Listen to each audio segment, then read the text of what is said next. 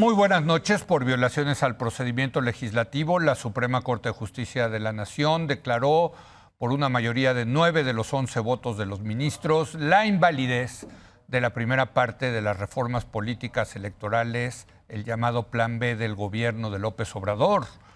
La Corte resolvió que al no publicarse con el debido tiempo en la Gaceta Parlamentaria la iniciativa, los legisladores no tuvieron conocimiento de precisamente estas iniciativas. Además, no se acreditaron las condiciones para declararlas como de urgentes y obvia resolución, así como por qué dispensar los trámites legislativos. Para hablar de las implicaciones políticas que tendrá la decisión de la Suprema Corte, saludo a los colaboradores de la mesa de los martes. Vía remota está Paula Sofía Vázquez. Paula, ¿cómo estás? Muy buenas noches. Buenas noches, Leo, Gibran, Maite y el auditorio. Gibran Ramírez, aquí en el estudio. Gibran, muy buenas noches. Buenas noches, Leo. Y también vía remota nos acompaña esta noche Maite Azuela. Maite, ¿cómo estás? Muy buenas noches. Muy buenas noches a los tres. Mucho gusto verlos. Bueno, pues más allá de las implicaciones jurídicas que ahorita vamos a hablar con César Astudillo, Gibran, hay muchas implicaciones políticas. La Corte reafirma su poder, reafirma su independencia, le dice al legislativo, así no pueden ustedes legislar. Tienen que respetar los procedimientos legislativos por parte del gobierno, tanto la gente en el Ejecutivo como en el Legislativo les dicen se están ustedes extralimitando, están ustedes legislando. Pues hay una disputa de la división de poderes en México.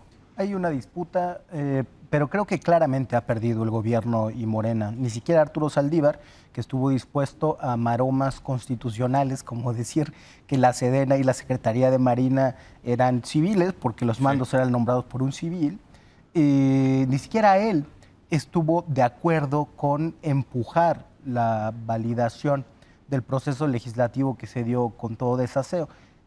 La semana pasada yo dije que esto no iba a suceder, así que para mí fue una muy agradable sorpresa. Que no iba a suceder con lo que el todavía paquete falta. Sí, de 20 que se echaron en un una ratito. noche, ¿no? Todavía en el Senado, Monreal cuidó que hubiera dictaminación. Sí.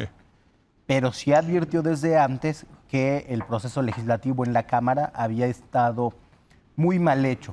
En este caso, además, se afirma que la representación popular que recae en los diputados tiene que pasar por unas mínimas formalidades para considerarse voluntad popular, de modo que el argumento de Mario Delgado o de Adán Augusto López no tiene ninguna razón de ser. Para decidir sobre un asunto de interés general, primero hay que conocerlo. No se puede reivindicar el derecho de una mayoría a no leer y a obedecer. Al contrario, están abjurando de su labor de representar al pueblo que los eligió en sus distritos, en el caso de Pero los ellos diputados. representan al pueblo bueno. No. Independientemente de lo que digan, lean o no, aprueben las cosas sin seguir mínimamente el proceso legislativo, sienten que en ellos recae el espíritu de la nación e interpretan que el espíritu de la nación es ser agachón, obediente y autoritario. Y por fortuna no es así. La Suprema Corte además goza de la aprobación de la mayoría de los mexicanos, como han mostrado las encuestas. Entonces la narrativa del pueblo contra las instituciones en esta ocasión no es creíble. No es creíble, pero bueno, hay muchas cosas que discutir, pero a mí me pareció, leí la transcripción del debate de la Corte, vi el comunicado que sacó la Suprema Corte sobre la resolución, Paula, y hay una parte que me parece que es muy importante, que es, los ministros dicen el Congreso está hecho para deliberar, ¿no? Y aquí no hubo deliberación, ¿no?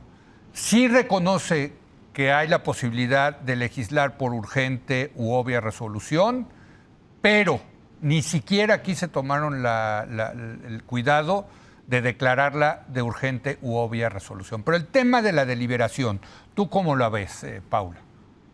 Yo creo que básicamente lo que vimos ayer fue una clase de derecho constitucional en vivo y en directo.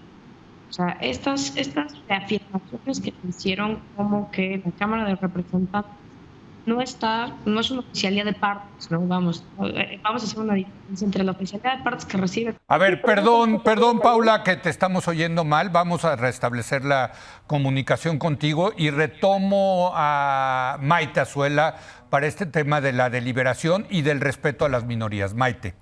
Sí, Leo, creo que además de ser una lección de derecho constitucional, como bien dice Paula, las implicaciones políticas que tiene no solo sobre el legislativo, sino sobre el ejecutivo, tienen tanto impacto en el mediano y en el largo plazo que hasta el presidente hoy en la mañanera tiene que salir a prever escenarios, pues ahora sí que alternativos para el futuro, cuando él calcula va a tener mayoría legislativa, porque ya se las aventaron volándose la barda una vez tras otra.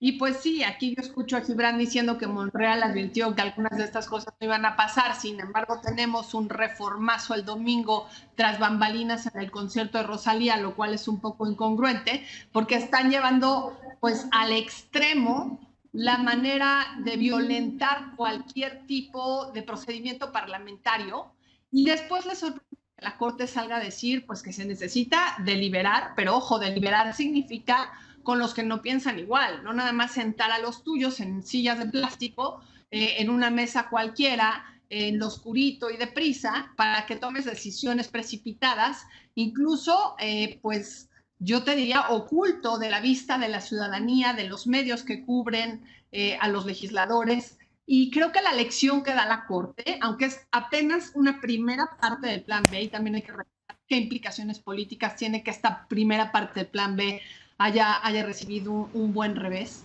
Creo que si entramos solo en las formas, pues claramente lo que estamos entendiendo es así no se legisla, ¿no?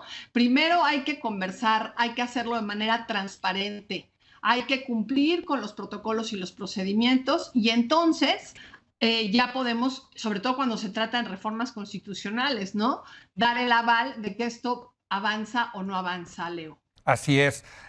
Gibran, creo que hay... perdón, ya regresó Paula. Si quieres, termina tu punto, Paula, que estabas haciendo. No, un poco abonando lo mismo que dice Maite, ¿no? Les dijeron que independientemente de que ellos se hubieran dado la ley, un poco el argumento de hoy que esgrimía López Obrador en la mañanera, de decir, ellos solitos se dieron su propio reglamento, ¿no? Y cómo es posible que la reglamentación interna tire el fondo de una reforma disque necesaria. Y pues lo que están diciendo, pues la ley sí es la ley, ¿no? El reglamento del Congreso existe por una razón y se tiene que cumplir. La cabalidad, la discusión de una ley, ya lo habíamos comentado la vez pasada, hay precedentes al respecto de esta decisión. Tampoco era una decisión en la que se podían llamar a la sorpresa y tampoco podían llamarse al complot, nadie nos quiere. Había ya una serie de decisiones en las que ya se había tirado por vicios de procedimiento este asunto. Y también en la línea de lo que dice Maite, es pues lo que se nos abre es una baraja de puntos muy interesantes a futuro respecto a esta decisión. La primera pues tiene que ver con lo que falta del Plan B. Entonces creo que pues la congruencia nos llamaría a pensar que así como se desechó esta, pues los mismos vicios de procedimiento, incluso más graves en algunos casos, hay dobles turnos, etcétera, pues va a llevar a los ministros a la misma decisión. Sí. La segunda, pues es que vemos peligro ya espero que López Obrador ya esté calculando que es muy probable que las reformas del Sábado Negro vayan tienen el mismo vicio. Sí. Y entonces, pues, las reformas que lleguen a la impugnación ante la Suprema Corte, pues van a pasar más o menos por el mismo asunto. Y la tercera, pues es que todo esto le está cargando muchísimo la mano al Poder Judicial.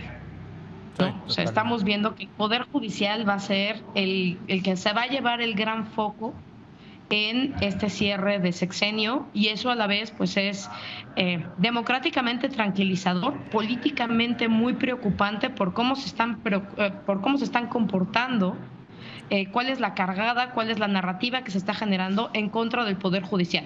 Lo que estamos viendo generalmente es a un presidente diciendo son corruptos, no un presidente atacando el fondo de las sentencias, ni del Tribunal Electoral ni de la Suprema Corte. Sí, bueno, porque es más fácil decir eso. Ahora, Yo quiero apelar a tu conocimiento de politólogo, porque me parece que aquí hay una discusión muy interesante, de fondo, que es hasta dónde pueden las mayorías, ¿no?, gobernar, o hasta dónde se deben de respetar los derechos de las minorías. En este caso, en el Congreso. Es cierto, Morena, el PT y el Verde tienen mayoría, tienen los votos, pero eso no les da derecho a actuar como actuaron. Eso es lo que está diciendo la Corte. Usted tiene que respetar a las minorías. Aunque vaya a ganar la votación, tiene que darles chance de conocer la ley, de debatirla, de subir a la tribuna, hacer anotaciones, en fin. Esa es la parte que me parece muy importante para la democracia, Gibran, ¿no? Una mayoría no puede arrollar a la minoría. Es un viejísimo tema de filosofía política, ¿no? Un viejísimo tema de filosofía política que han tenido claro casi todos los presidentes en México en el siglo XX, por lo menos. En el PRI había una costumbre, era a veces dejar a la oposición que ganara el debate, pero nunca dejarla que ganara una votación. Muchos de estos que estaban en esa minoría ahora son la mayoría. Ahora están del lado de la mayoría y ahora reivindican la aplanadora de la que siempre se quejó el PRD. Es muy ilustrativo, pero fíjate, la elección ni siquiera era tomada en cuenta en la mayor parte de la historia de la teoría política. Desde la Grecia antigua hasta el siglo XVIII, mediados del siglo XVIII, la elección se considera un mecanismo oligárquico o aristocrático. Quizá en los Estados Unidos es donde se le quiso unir primero al concepto de democracia. Estaba claro que los ciudadanos podían elegir entre las élites que quieren que les gobiernen. En este caso no es distinto. Cada quien eligió a su porción de las élites que se disputan las cosas en el Congreso. Pero más aún, la forma democrática que sí existe de cambiar las reglas del juego democrático sería mediante una consulta que está en el marco normativo mexicano. Eso sería lo auténticamente democrático, así que no nos salgan con que una mayoría por los votos que no ejerce su juicio, sino que renuncia a la representación, representa aún así a una mayoría. No representan a nadie más que al presidente de la República. Pero el presidente sacó 30 millones de votos, se puede decir. El presidente sacó 30 millones de votos, llegó con una gran legitimidad y credibilidad al Poder Ejecutivo. Y sigue manteniendo esa popularidad. Y no aprovechó ese capital político para echar su agenda constitucional a andar. Sí. Se está esperando hasta el final, quizá porque al principio no sabía ni qué era lo que quería hacer con el régimen político mexicano y más bien ha ido improvisando. Pero el dato más actual que tenemos de representación del oficialismo es la elección de 2021. Esa es la fuerza actual del presidente de la República y por eso no se puede aventurar a hacer cambios constitucionales por aquel subterfugio que Carlos llama el narcotúnel constitucional. Sí, así es.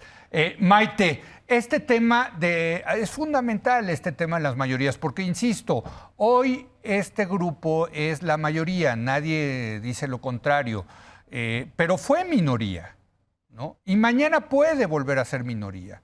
Y ese intercambio entre mayoría y minoría es muy importante para una democracia. Y por eso la Corte está diciendo, oigan, ustedes están arrollando a la minoría y eso no se vale. Maite. Leo, creo que lo pones tal cual lo debemos poner, porque siempre quien está en el poder parece que va a permanecer ahí sexenio tras sexenio. Y no calculan que cuando lleguen a ser oposición se habrían puesto altísimas barreras para poder ser partícipes del presupuesto público, pero de las decisiones en el legislativo, pero además de no tener que llevar y sobrecargar a la Corte para que el Poder Judicial tenga que dirimir si lo que decidieron es pasa o no pasa, es constitucional o no lo es.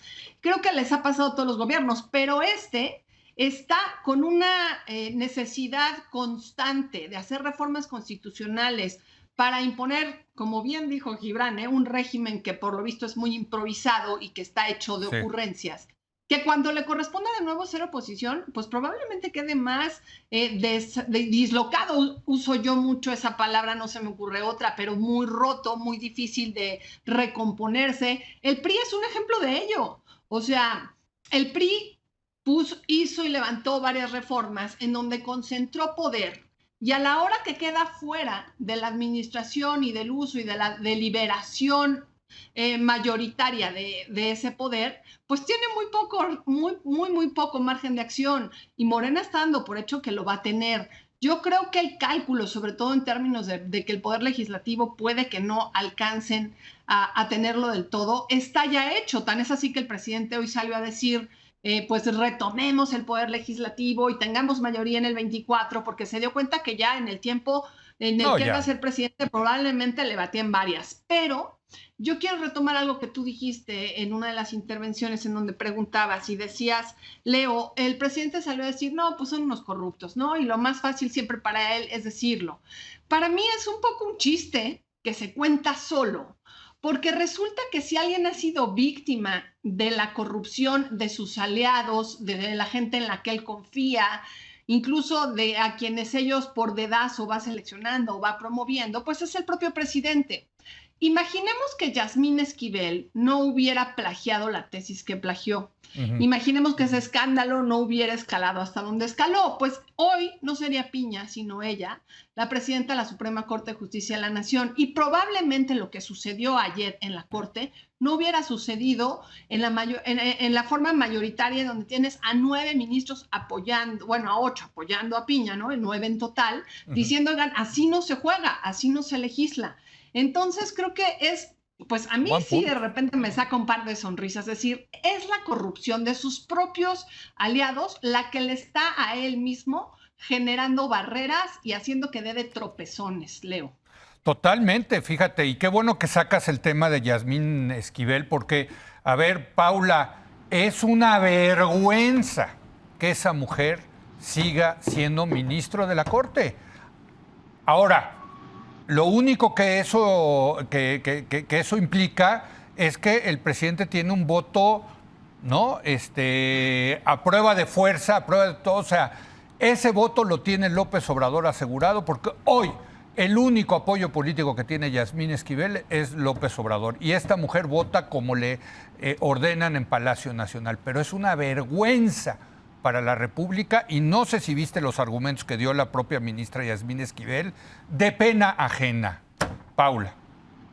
Sí, y yo creo que además hay una paradoja muy triste para el movimiento obradorista, porque es una ministra, su ministra, la única ministra que les queda, es una ministra legal, pero no legítima. Y entonces, pues después de tantos años de haber tenido gobiernos legítimos, de haberse investido en la bandera de la legitimidad como fuente de todo su poder y toda su santidad, como en la Iglesia Católica, pues terminaron con una ministra a la que básicamente no se le puede quitar porque no hay mecanismos legales y porque ella ha hecho todo lo jurídicamente posible para no dejar de ser ministra. Pero es una ministra en la que yo creo que no hay una sola persona en este país que no crea o sepa que Yasmín Esquivel plagió su tesis. Ahí está porque nadie la puede quitar. Y ahí está porque en este país nadie tiene vergüenza para renunciar. Pero la realidad es que es una ministra en la que todos identificamos esto, ¿no? No identificamos criterio, no identificamos solidez jurídica, no identificamos alianza, identificamos falta de vergüenza. Y por eso está ahí. Y es muy triste que ese voto sea el voto, que el voto de la gran mayoría sea un voto ilegítimo. Me voy a ir más rápido a lo de las mayorías, Leo. Sí, venga. Porque yo creo que además hay un tema ahí. La mayoría pensada así como la masa también es falsa. También adentro de Morena hay minorías que no están de acuerdo con las decisiones mayoritarias y que se ven aplastadas. Pongo un ejemplo rapidísimo. Esta reforma que querían pasar al Tribunal Electoral, reforma constitucional en la que ya tenían el acuerdo de todos los partidos políticos, se paró porque una minoría de Morena, 90 diputados dijeron esto no pasa porque va en contra de nuestros derechos. Entonces también esa aplanadora va en contra de su propia gente. va en contra de los derechos de esas mismas personas que forman parte de Morena. Entonces también vemos esto como, no, es que todos son los levantaderos, es que, y justo estos espacios de deliberación, esa reforma hubiera pasado si no se hubiera empezado a socializar el contenido de la misma. Y eso es lo que seguramente no es parte de lo que se sanciona en esta sentencia.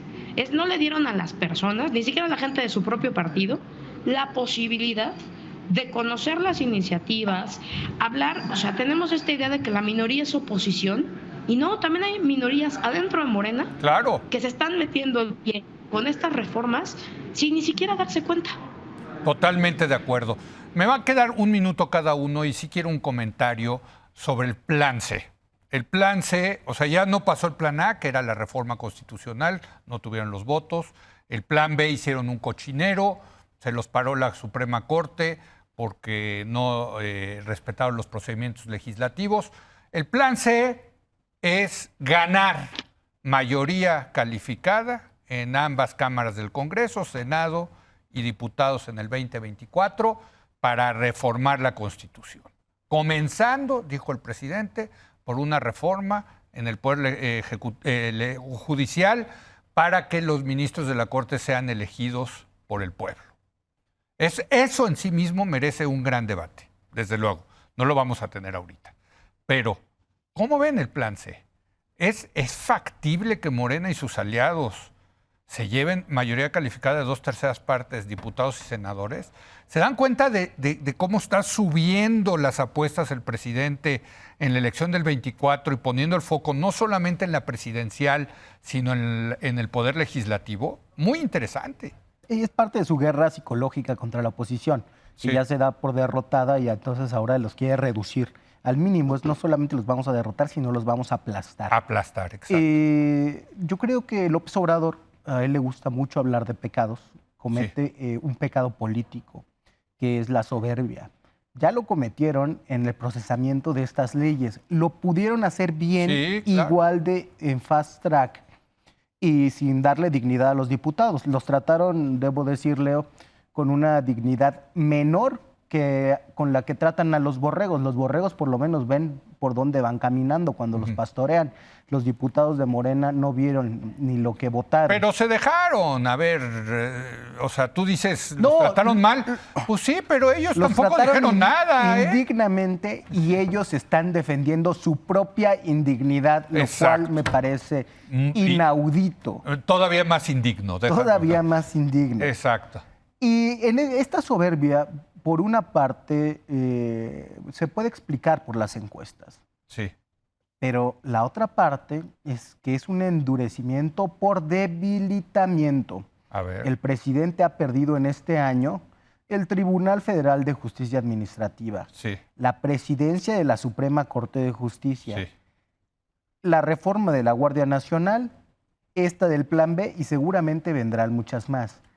Han empezado a llegar los escándalos que tocan a su familia, aunque la mayor parte de los mexicanos no está enterado por el control que hay de información de los medios de comunicación. Pero la operación política ha sido muy mala, y ahí, por cierto, Adán Augusto López Hernández tendrá que rendir cuentas, porque no le ha ido bien. La operación política no le ha ido bien. La hizo pésimo, operó con esa soberbia.